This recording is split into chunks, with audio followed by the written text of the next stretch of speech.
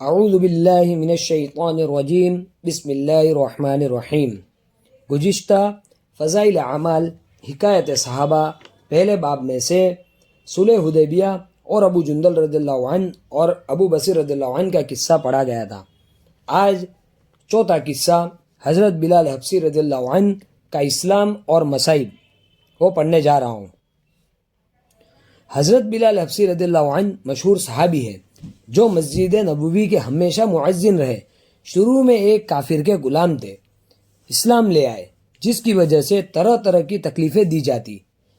امیہ ابن خلف جو مسلمانوں کا سخت دشمن تھا، ان کو سخت گرمی میں دوپہر کے وقت تپتی ہوئی ریت پر سیدھا لیٹا کر ان کے سینے پر پتھر کی بڑی چٹان رکھ دیتا تھا تاکہ وہ حرکت نہ کر سکے، اور کہتا تھا کہ یا اس حال میں مر جائے اور زندگی چاہے تو اسلام سے ہٹ جائے، مگر وہ اس حالت میں بھی احد احد کہتے تھے، یعنی معبود ایک ہی ہے۔ رات کو جنزیروں میں باندھ کر کوڑے لگائے جاتے اور اگلے دن ان زخموں کو گرم زمین پر ڈال کر اور زیادہ زخمی کیا جاتا تاکہ بے قرار ہو کر اسلام سے پھر جائے یا تڑپ تڑپ کر مر جائے۔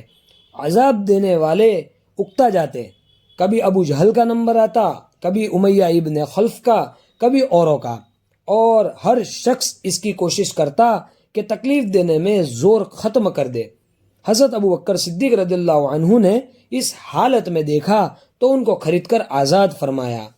فائدہ: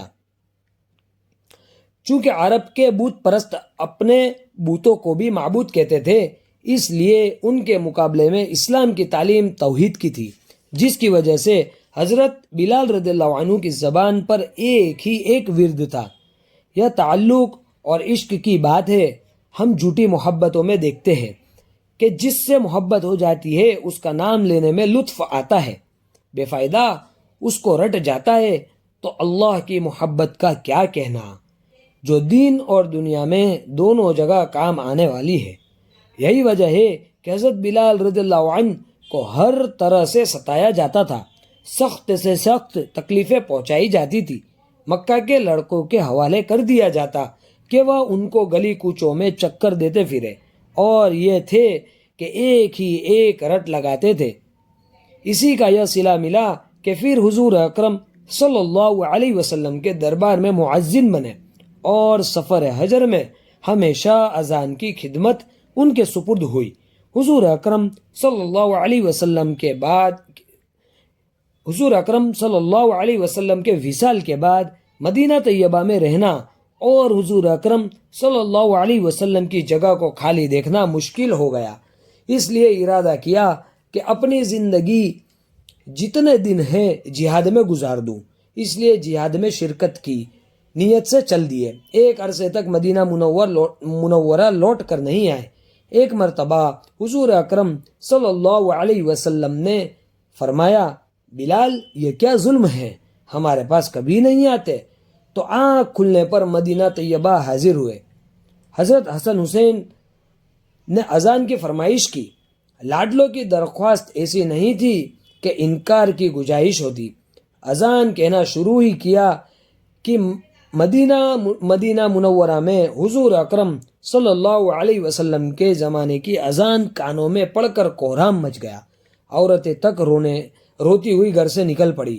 چند روز قیام کے بعد واپس ہوئے اور ہجری سن 20 کے قریب دمشق میں وصال ہوا۔ یہ تھا قصہ حضرت بلال حبشی رضی اللہ عنہ کا اسلام اور مصائب۔